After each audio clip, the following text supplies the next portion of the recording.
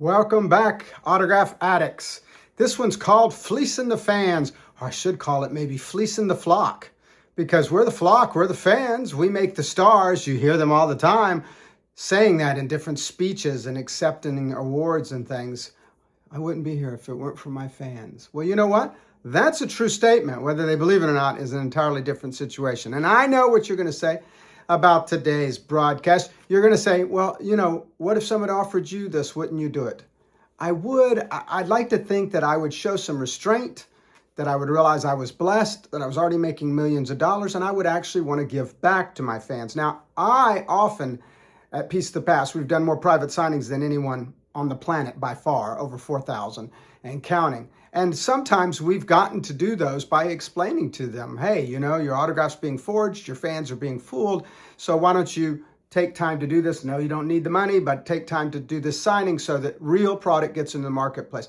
But there's a new disturbing trend, and that is the greed they're displaying at conventions. Now, as a convention owner, long before all these other cons that are out there now, I owned the Hollywood show. I owned it for years. And that show used to be the preeminent show for celebrities. It's not anymore. Now it's getting to be these comic cons that are so big with so much money behind them because of sponsorships like Marvel and studios and television and all. So that's how they've grown so big, like San Diego Comic Con. That was always the big kahuna, right? But we used to be number 2 behind them years ago.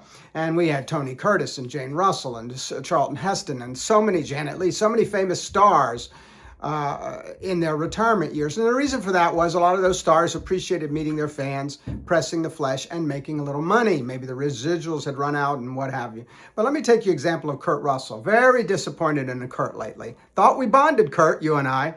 I did the only private signing at his home. He was lovely. So was Goldie. Did the only private signing with Goldie. They gave their money to charity, by the way. They gave it to their own foundation, the Hahn Foundation, but they did give it to charity, okay? So they didn't need the money. It was like $80,000, $100,000, something like that. This was a few years ago. He said to me, I'm never going to sit at one of these shows. That's not my style. And I could see that. He's an A-lister. He's got tons of money, multiple houses. I see that. Well, apparently, he's changed his mind. We offered him twice as much to come back and do another private signing. Folks, this is 2 hours of his time in his breakfast nook in his kitchen. And he said no. And I think the reason he said no is now he's appearing next month at Chicago Comic Con. Let me take a look here and see what you'll be paying to see Mr. Russell. And granted, you get to see him, so there's a premium there when you get to see someone versus buying it from a dealer. I get that, but woof, what a premium. $300 on an 8x10. Kurt Russell's never sold for $300. It's $300 on an 8x10. Oh, wait a minute. Pop vinyl's $500 for a pop vinyl. I guess he's looking at the idiots that are asking anything on eBay. Photo op with him, which is click, 2 seconds. They just bring you past in a booth. $250. If you wanted an inscription or something, or a comic book or anything larger than 8x10, $400. Props, swords, guns, things like that, $500. He'll make $1 million. He doesn't make $1 million a day, that is, on a movie set.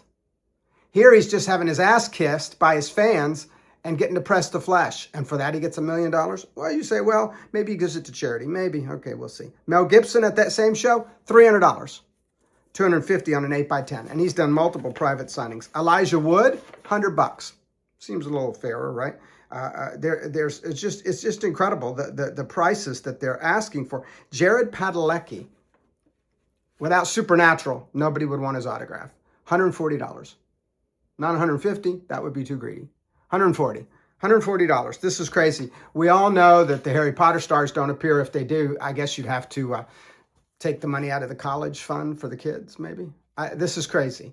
They're fleecing their fans. They don't even need the money. And even if they did, then say that and, you know, do a GoFundMe page. That seems to be really popular these days. Folks, you know when this stops? When we stop buying it. Until next time, happy collecting.